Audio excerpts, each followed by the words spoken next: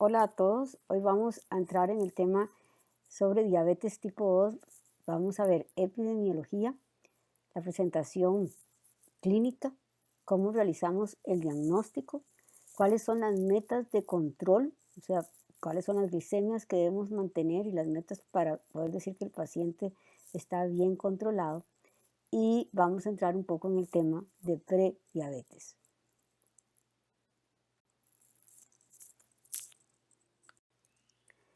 La Federación Internacional de la Diabetes, o IDF, es el encargado de hacer el mapa mundial cada 2 años de cuántos diabéticos existen en el mundo.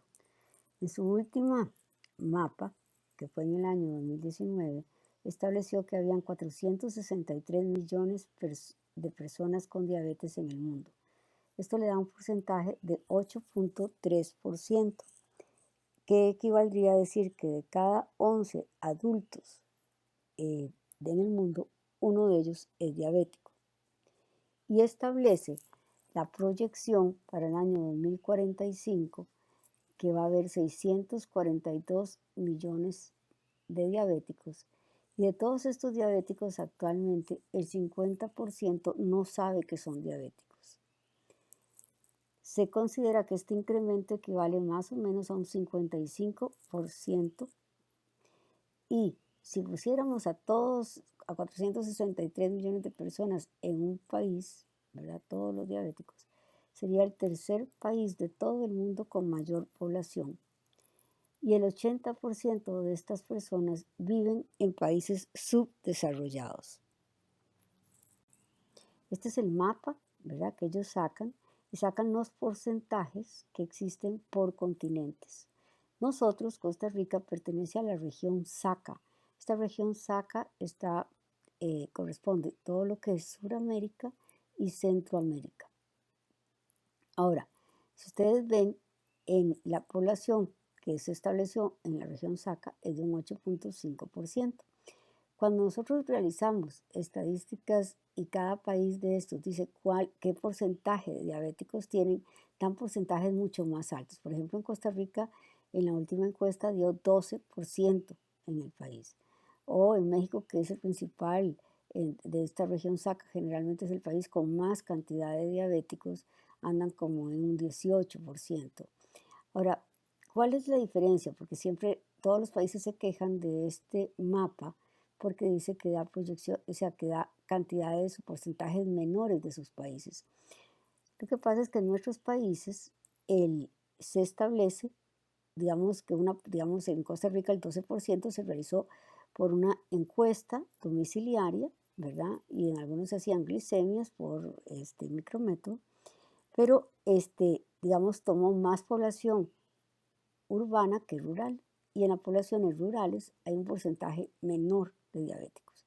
Entonces, aunque uno haya publicado en cada uno de estos países el porcentaje, ellos analizan, la Federación Internacional de Diabetes, si es una buena publicación, y si no, ellos ajustan estos valores de acuerdo a población rural, a población urbana, a otro montón de factores que ellos asocian. Ellos tienen estadísticos ahí expertos, y entonces ellos establecen esos porcentajes.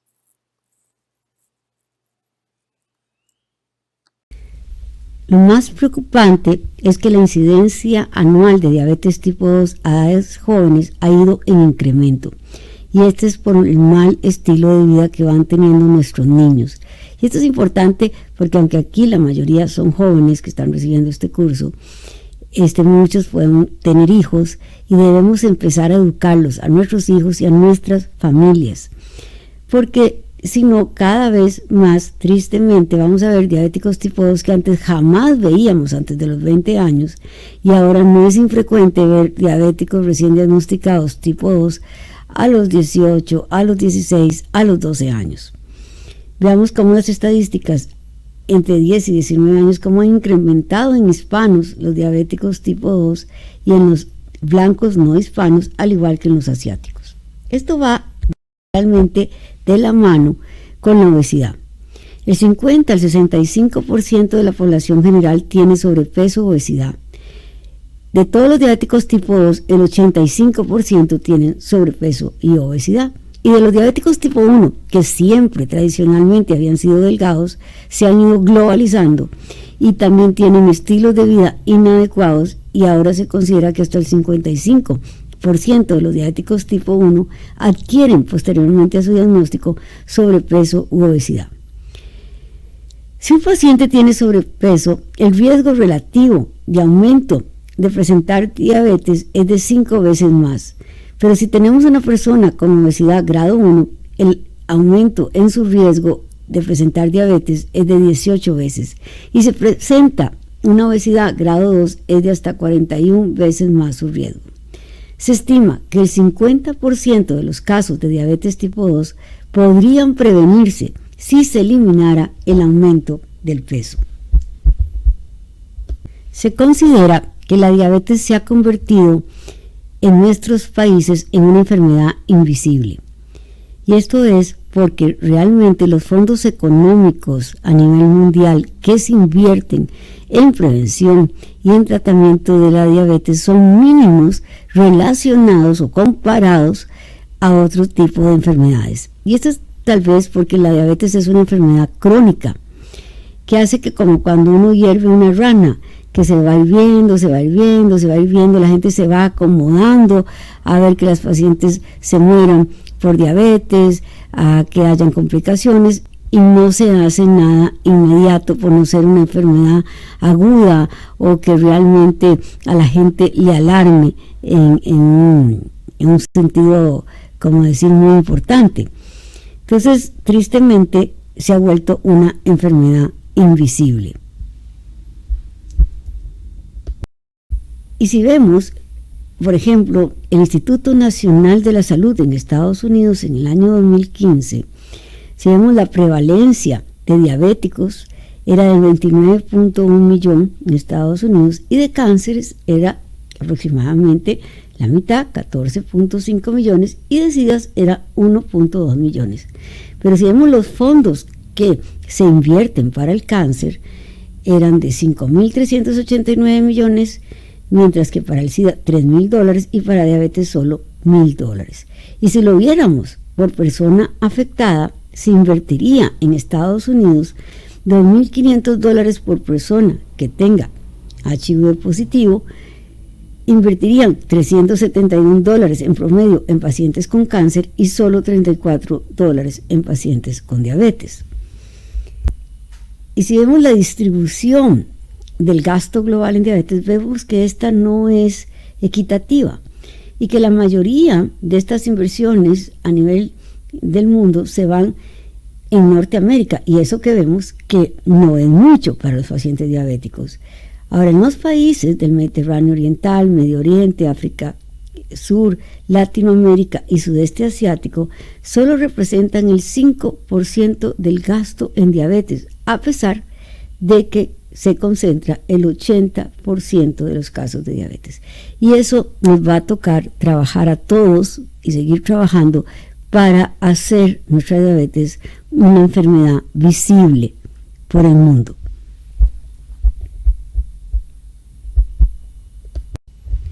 ¿Cuáles son los tipos de diabetes?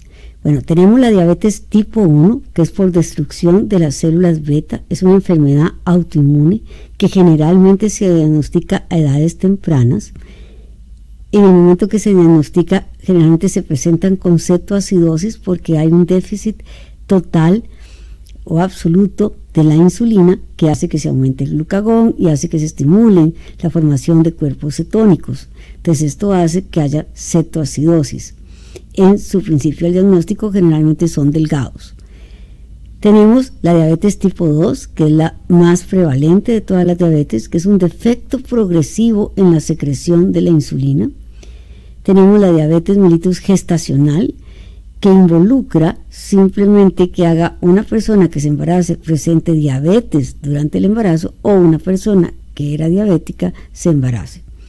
Pero también hay otros tipos específicos de diabetes que son mucho más raros, como los síndromes de diabetes monogénicas y las enfermedades del páncreas exocrino, por ejemplo, una fibrosis quística del páncreas, o drogas que pueden aumentar la resistencia a la insulina, como los esteroides, o inducida por productos químicos o por un accidente, que yo tenga una pancreatitis, o una hemorragia en el páncreas y me tengan que hacer una pancreatectomía, o sea que me quiten mi páncreas, pues estas serían otras causas secundarias de diabetes. Recordando solo dos tipos de diabetes que no son usuales, pero para que ustedes siempre las tengan en consideración, están los síndromes monogénicos. Todos los niños diagnosticados con diabetes en los primeros 6 meses de vida deberían tener las pruebas genéticas. Se le llama, dentro de estos síndromes monogénicos, a la diabetes tipo MODY, que sería Maturity Onset of Diabetes of the Young. En sí, lo que significa es que estos pacientes son jóvenes, delgados, pero que presentan hiperglicemias leves. Y una de las grandes características es que tienen múltiples miembros de la familia con diabetes, que, por ejemplo, dicen, bueno, mi bisabuelo era diabético, mi papá era diabético y él es diabético. O sea, 3 generaciones seguidas presentando diabetes. Se considera la posibilidad siempre de remitir a las personas con diabetes que no es típico de una diabetes tipo 1 o tipo 2 y que se producen generaciones sucesivas a un especialista para la evaluación adicional y pedirle las pruebas genéticas. La diabetes tipo MODY generalmente se presenta antes de los 25 años y incluyen defectos monogénicos en la función de la célula beta. Lo que se altera es la secreción a la insulina, pero no hay resistencia a ella, o sea, no hay resistencia en su acción. Si recordamos en la parte de fisiopatología, la glucosa entra a la célula beta por medio de los GLUT2 y esto estimula la formación de ATP para cerrar los canales de calcio y abrirlos de potasio y poder aumentar la secreción de la insulina. Dentro de los defectos que tienen a nivel genético son alteraciones en la glucoquinasa que hace que entonces, aunque la glucosa entre a la célula beta, no estimule la secreción de la insulina. Es uno de los, factores alterados más frecuentemente. Pero realmente son 6 tipos de MODYs, siendo los más frecuentes los 2 y 3. Como es autosómica dominante, el 50% de los hijos salen con esta enfermedad y generalmente las glicemias no son muy altas. Las formas más comunes son alteración en el cromosoma 12, en el factor de transcripción hepático 4-alfa o en la glucoquinasa.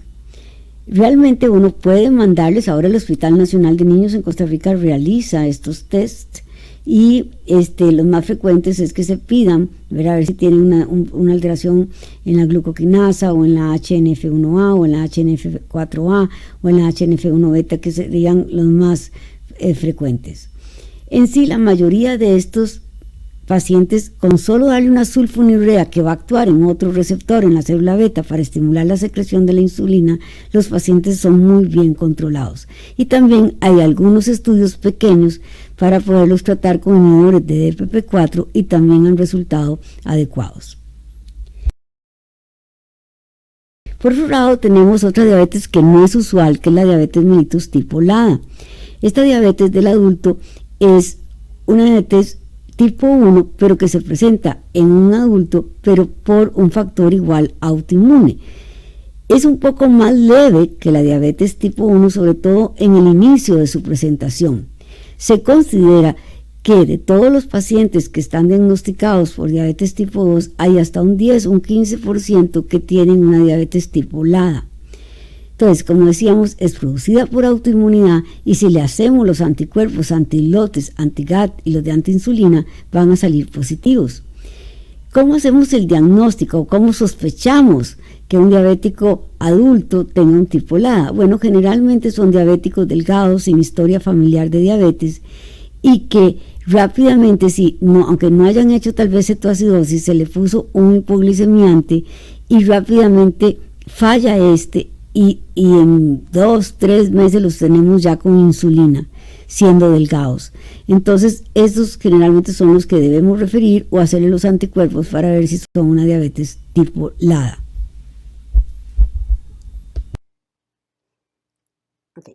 Para hacer un ejemplo de estos dos casos, de la diabetes tipo MODY y la diabetes tipo LADA, que son pues no tan frecuentes, pero diferentes. Vamos a poner uno de estos, por ejemplo, una paciente hispanoamericana, 16 años, consulta por una infección urinaria, padre y abuelo paterno con diabetes mellitus tipo 2. Su talla tiene 1,60, su peso son 60 kilos, o sea, tiene un buen peso y al examen físico es negativo, pero se le hace una glicemia y está en 180. Entonces, se corrobora su glicemia, sigue alta y entonces, ¿cuál sería el diagnóstico correcto? Entonces uno dice, bueno, si fuera un diabético tipo 1 por la edad, ¿verdad? Porque tiene 16 años y tiene un peso normal, lo extraño es que aparezca con una glicemia que no es muy alta y no se presenta con cetoacidosis. Y además tiene una historia de carga de diabetes tipo 2 que generalmente no la encontramos en diabetes tipo 1, aunque pudiera estar. Pero entonces no calza como una diabetes tipo 1. Y uno diría, bueno, una diabetes tipo 2, lo extraño es que no es obeso y solo tiene 16 años como para ya presentar una diabetes tipo 2, ¿verdad? Todavía uno diría, bueno, sí, tiene mucha carga familiar, pero es obeso y entonces presenta una diabetes tipo 2 temprana, pero tiene un buen peso. Entonces no calza tanto para diabetes tipo 2. Entonces en esos casos dudosos son los que uno puede pensar, por ejemplo, en este caso podría ser un diabetes tipo MODY, ¿verdad? Por la edad, ¿verdad? Y que no corresponde a un diabético tipo 1 típico y tiene una carga de diabetes tipo 2 muy, muy alta, ¿verdad? Ok. Vamos a ver este otro ejemplo que sería una diabetes tipo LADA. Digamos, una paciente de 35 años se presenta con una historia de 6 meses de poliuria, polidipsia, fatiga y pérdida de 15 libras de peso. Ha recibido tratamiento en estos 6 meses que lleva de ser diabética, con glibenclamida 2 y metformina 3 veces al día. O sea, dosis máxima de glibenclamida y metformina. En 6 meses, a pesar de una buena adherencia al tratamiento, persiste con hiperglicemias postprandiales de 150 a 220 y la historia familiar es negativa por diabetes.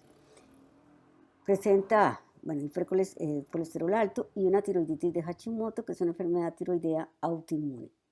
Su peso usual se mantuvo en 125 a 130 libras previo a su diagnóstico con una talla de 1,62, o sea, es una paciente delgada. Su glicosilada es 6.8% y las glicemias por micrométodo 2 horas postprandiales estaban oscilando entre 200 y 300. Entonces, si ustedes ven, uno dice, bueno, para una diabetes tipo 1 no le calza a uno haber aparecido, ¿verdad?, a los 35 años y no ha hecho cetoacidosis, ¿verdad? Pero, por otro lado, para una diabetes tipo 2 tampoco nos calza, ¿verdad?, que no es obesa, no tiene ni sobrepeso y tan rápidamente en solo 6 meses, ¿verdad?, con dosis máxima de 2 medicamentos y persiste con glicemias muy altas, a pesar de una glicosilada que aparentemente está normal, pero tiene glicemias postprandiales altas. Entonces, este típico paciente nos dice, no calza para diabetes tipo 2, no calza para diabetes tipo 1, una tipo MODY no, ¿verdad? Porque tiene mucha edad para haber aparecido, más agresivo, ¿verdad? Y no tiene historia familiar de diabetes tipo 2. Entonces, podría ser una diabetes tipo LADA. En estos casos son los que podríamos pedirles anticuerpos para ver si corresponde a un tipo LADA o si queda como una diabetes tipo 2.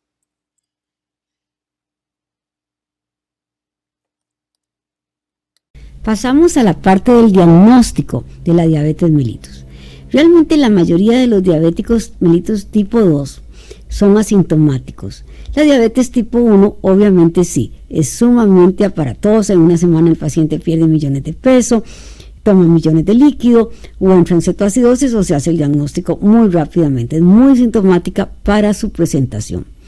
Pero la diabetes tipo 2 no. La mayoría de los diabéticos tipo 2 son asintomáticos y llegan, se hacen un examen de azúcar al azar y de repente salen en 200. Dice, pero yo no puedo entender cómo soy diabético si no tengo síntomas. Bueno, porque generalmente los síntomas de diabetes se ven con glicemia en más de 250 o de 300. Entonces muchas personas pueden andar con diabetes y no sentir síntomas. Y esto hace que realmente casi el 50% de las personas con diabetes no tengan un diagnóstico porque no tienen síntomas. ¿Cuáles son los criterios para realizar este diagnóstico? Bueno, uno es la glicemia de ayunas, lo cual, si la glicemia de ayunas, lo normal es menos de 100, o sea, andar en 99 y ojalá mucho menos, 80, 70, se considera prediabetes si esta glicemia de ayunas sale entre 100 y 125, y se considera diabetes si esta glicemia es mayor de 126, pero debe ser repetida en 2 ocasiones.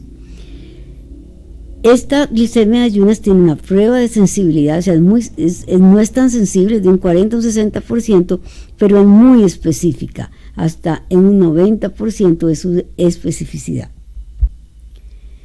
Por otro lado, se podría realizar el diagnóstico por medio de una curva de tolerancia a la glucosa.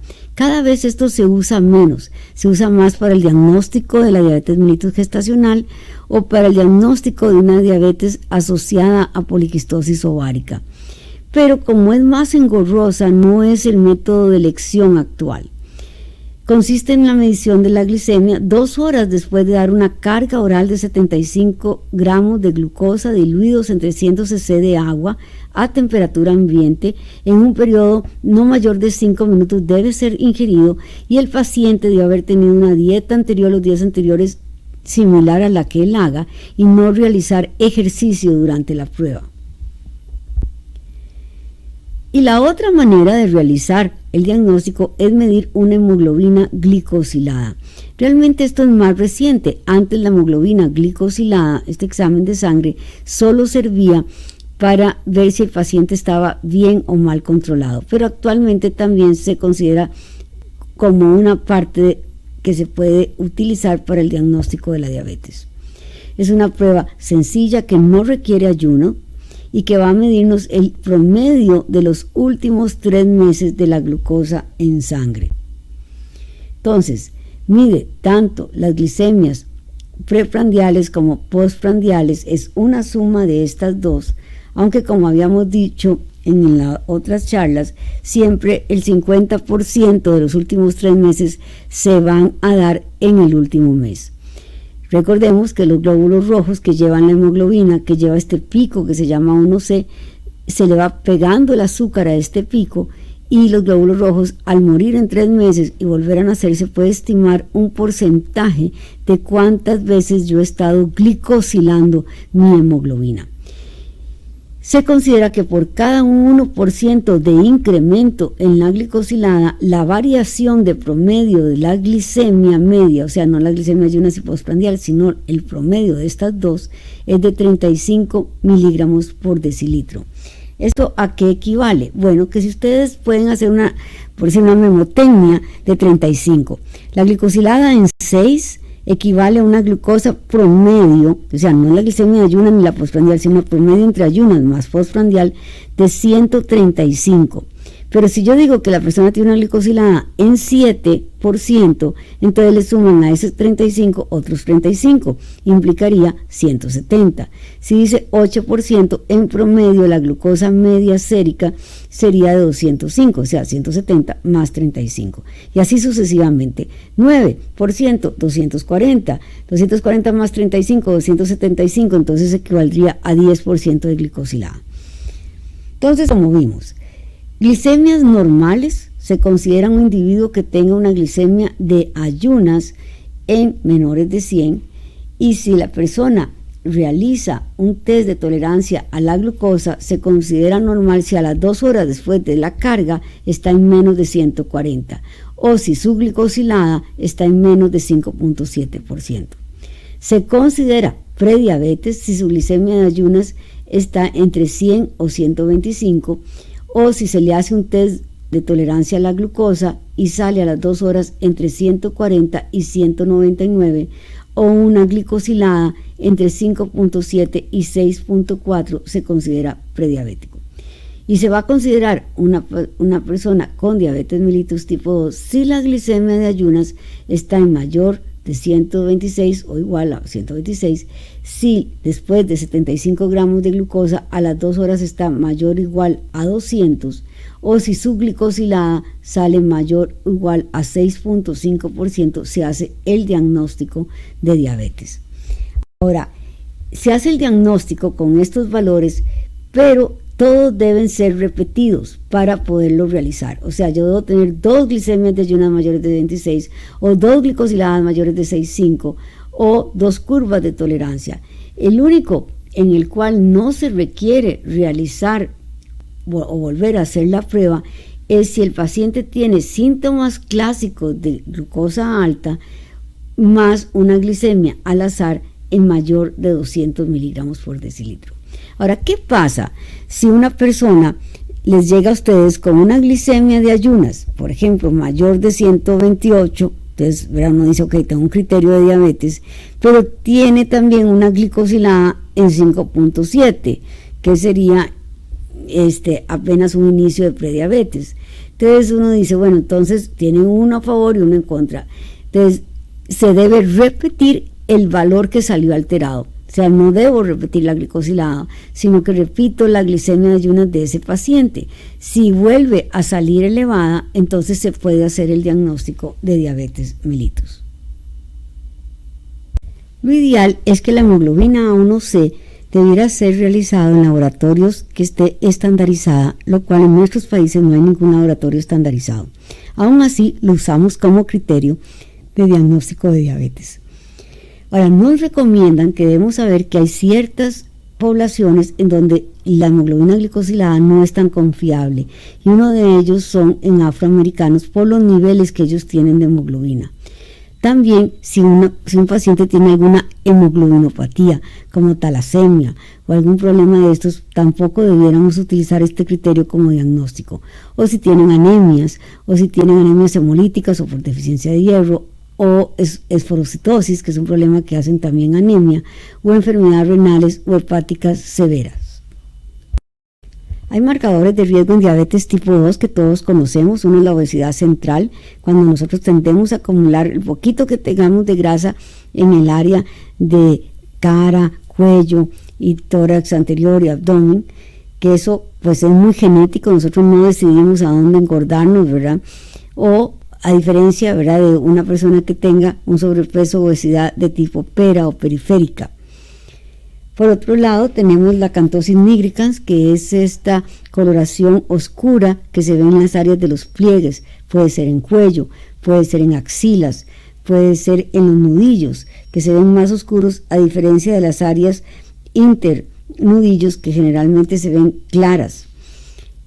Y eso se da por un hiperinsulinismo, igual cuando hay un aumento en las cabecitas de vena en el cuello, generalmente lo dan por el exceso de la insulina.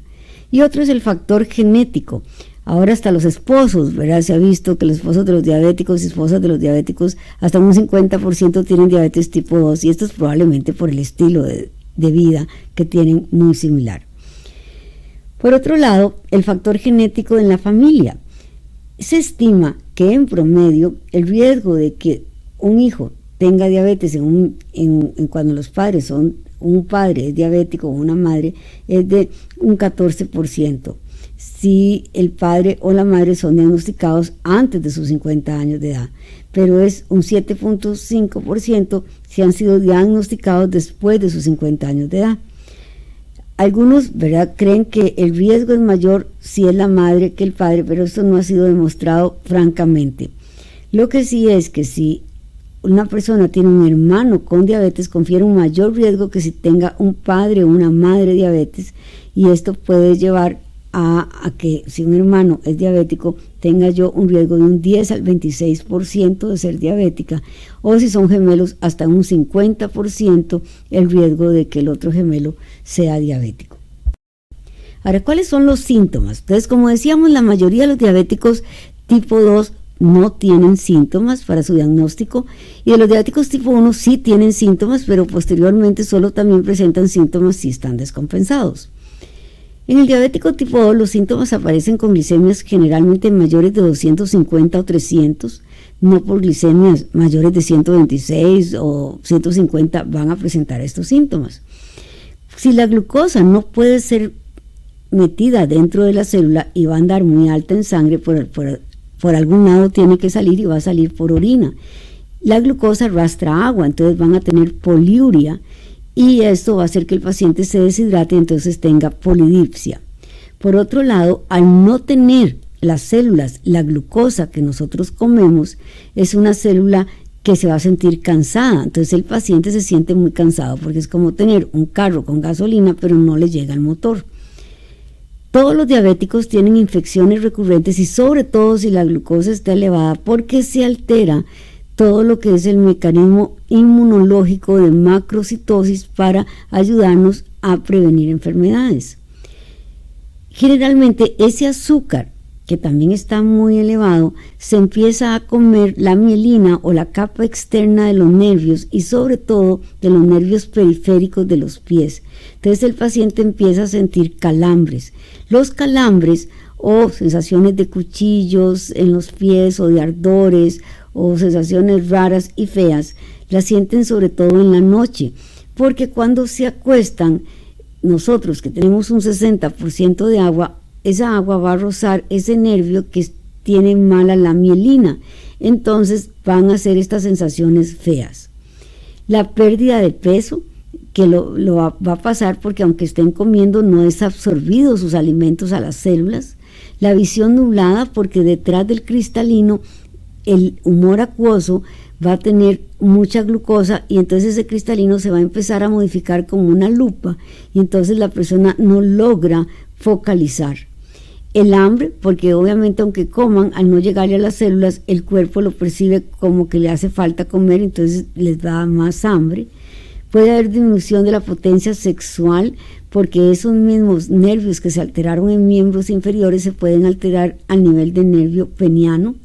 La boca seca por la deshidratación y una disminución en la cicatrización porque también las proteínas de la colágena que cicatrizan se alteran por la glicosilación, o sea, por esa glucosa alta que se les pega.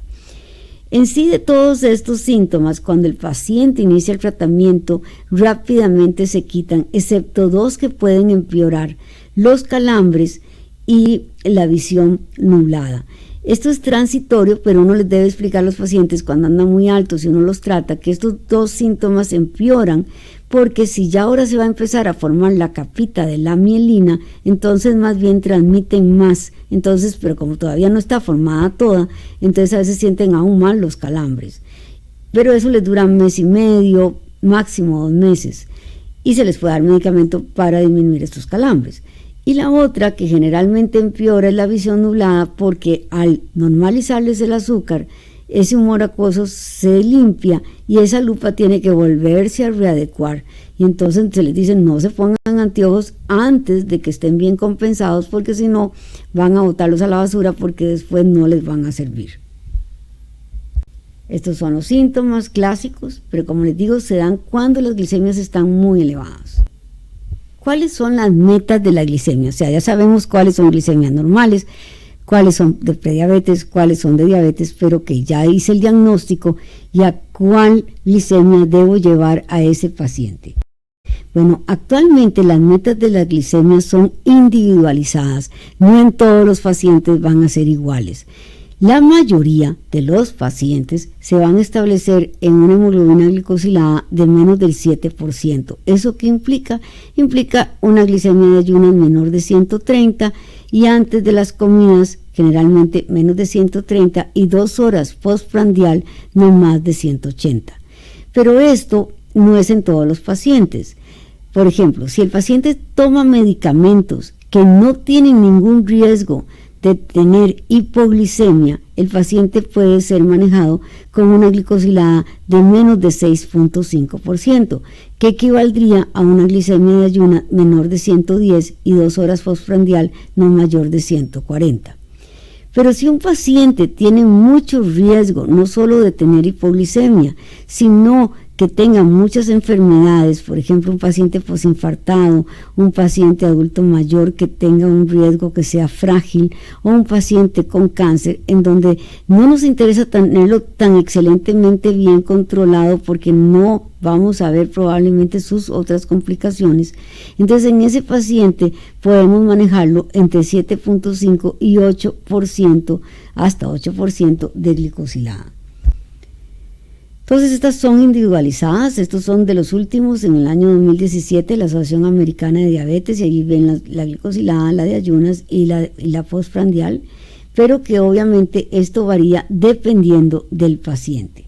Y por eso se hicieron estas guías que son de acuerdo al paciente, yo establezco el riesgo. Entonces yo debo medir cuál es la actitud del paciente y esfuerzo. Si es adecuado, entonces soy más estricto.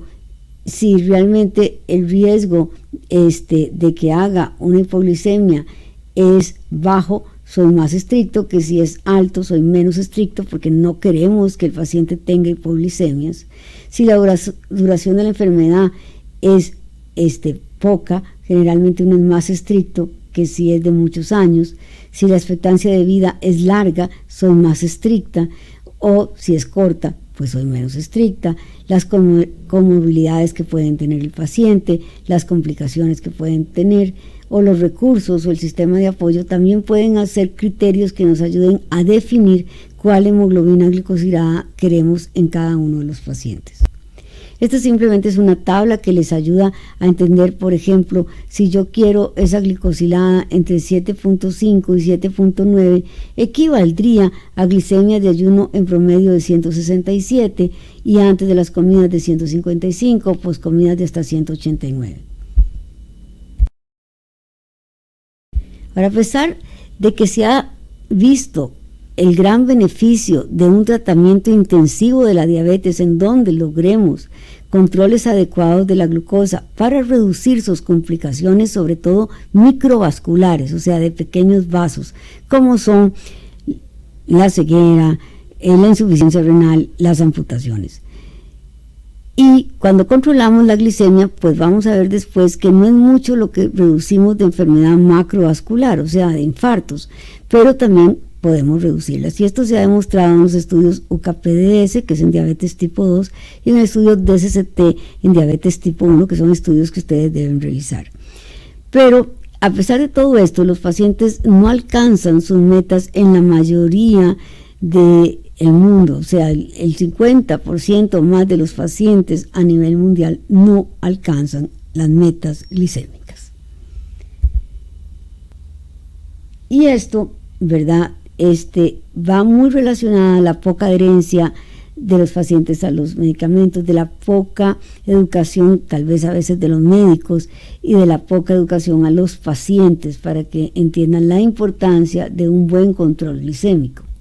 En el estudio DIAL, en donde participó Guatemala y participó Costa Rica y múltiples países latinoamericanos, veamos que igual un 50% no están en metas de por lo menos glicosiladas de menos del 7%.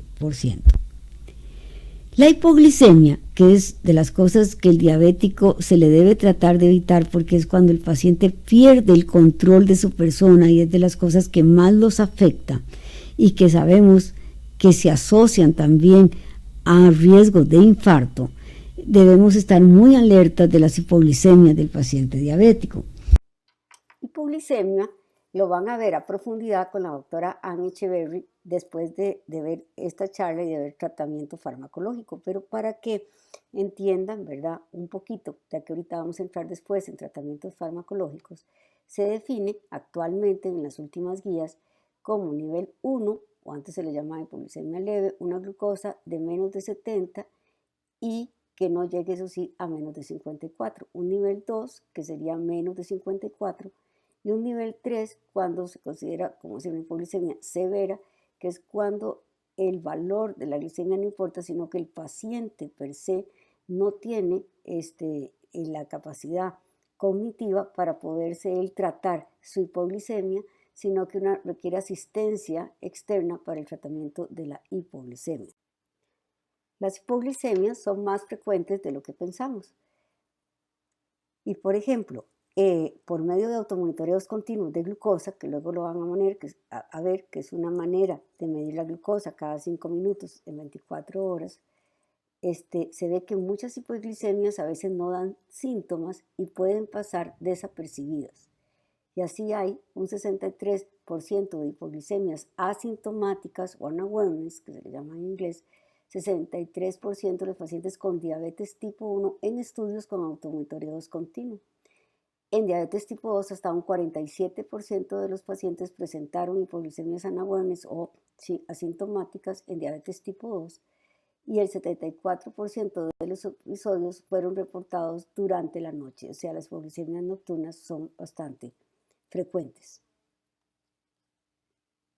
¿En quiénes podemos realizar un screening o detección sistemática para encontrar aquellos pacientes diabéticos no diagnosticados?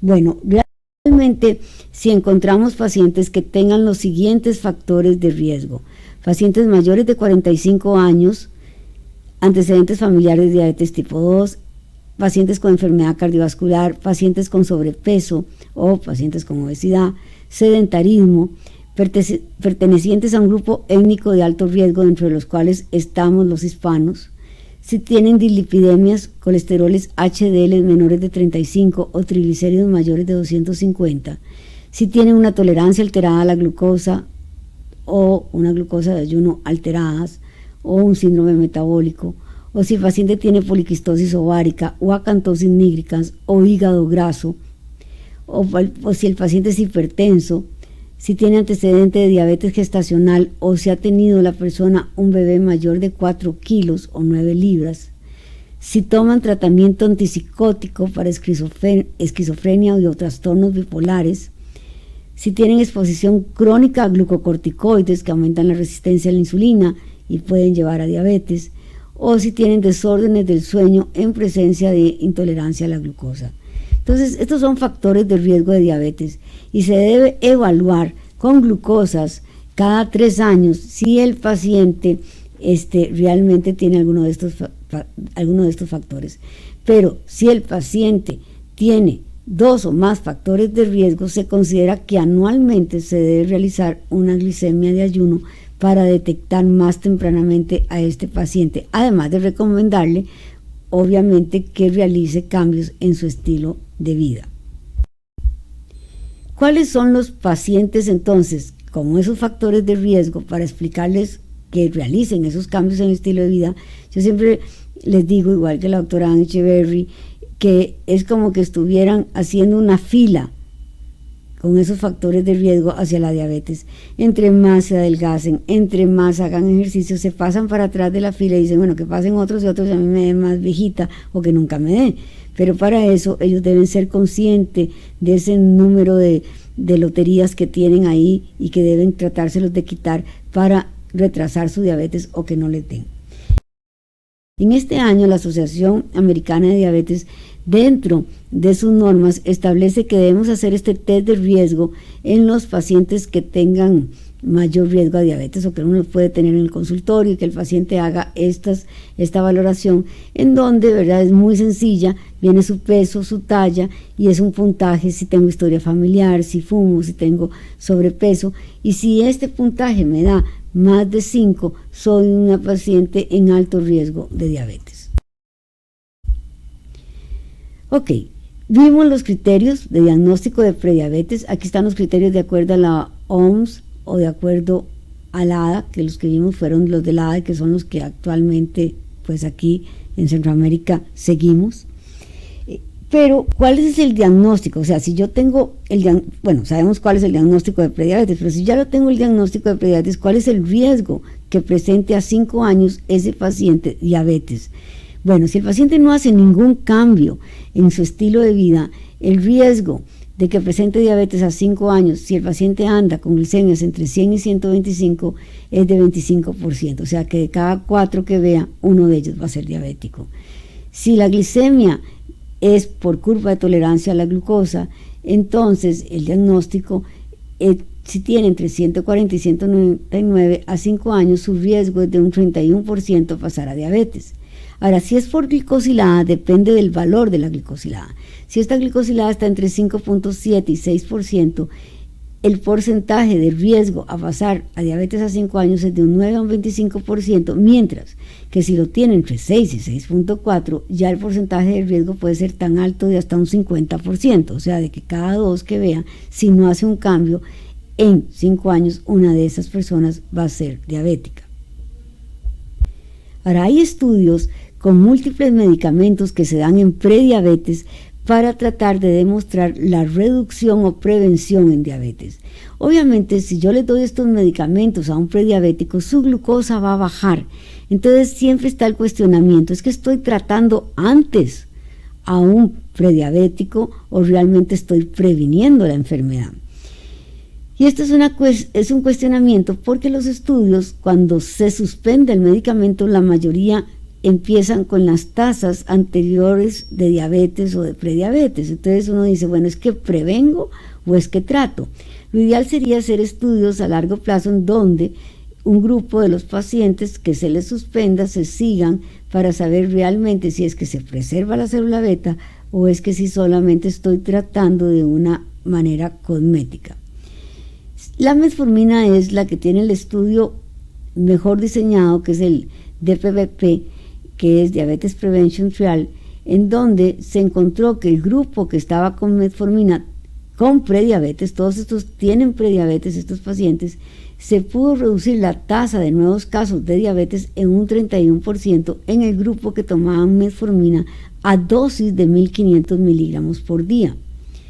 Con acarbosa también tiene un estudio que se redujo un 25% del riesgo de diabetes, con pioglitazona, a un estudio que se redujo hasta un 72%, con rosiglitazona hasta un 60%.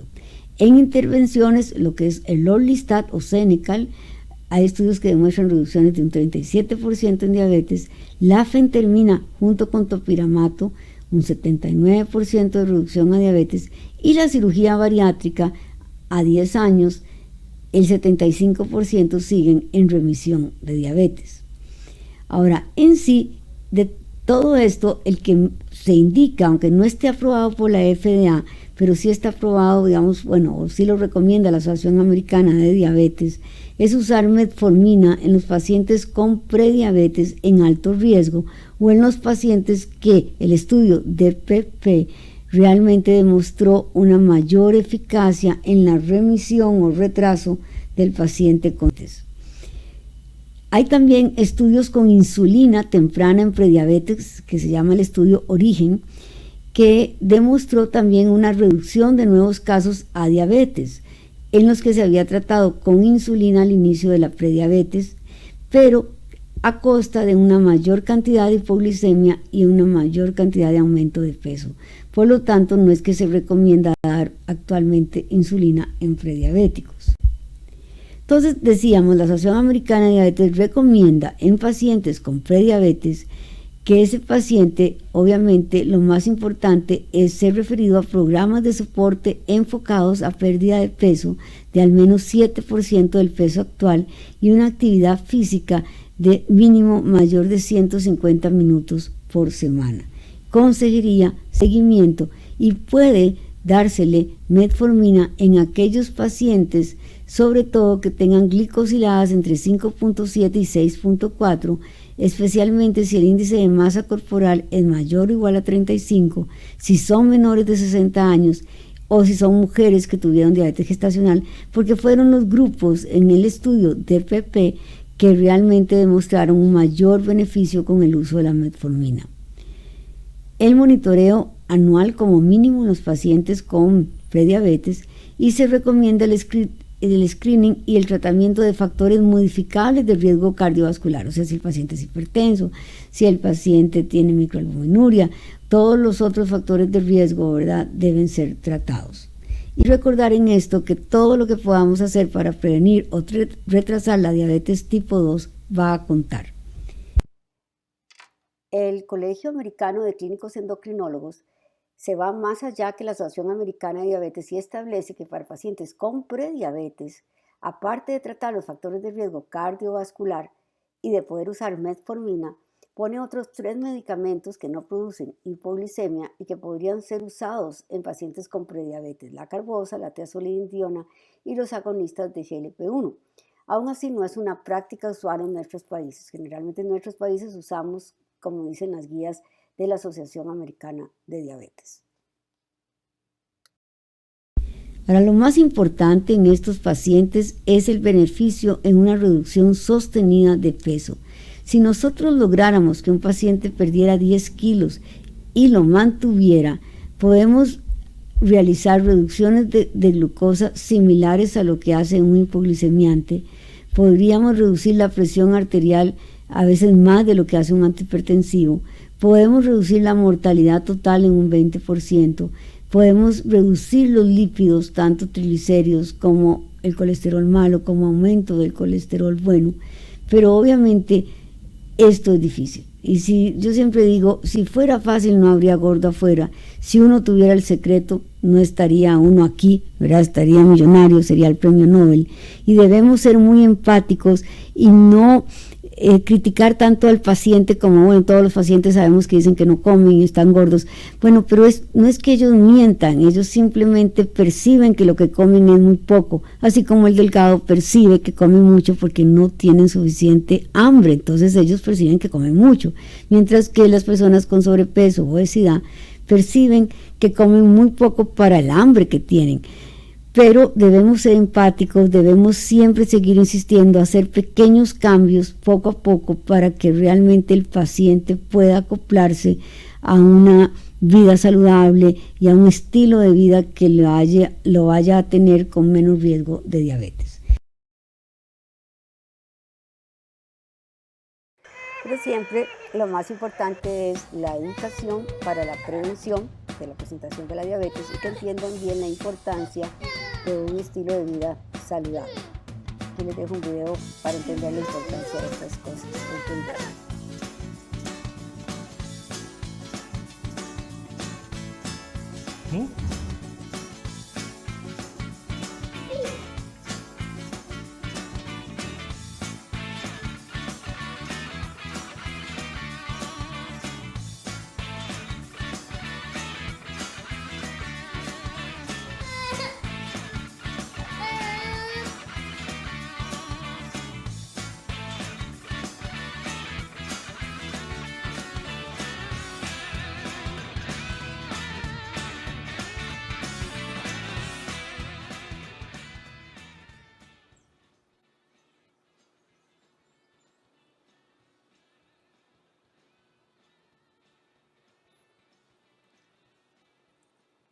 Recuerden tener paciencia, siempre lo que es el entendimiento de nuestros pacientes no es fácil, pero, ¿verdad? Para eso es que están aquí, para ser los mejores educadores. Gracias.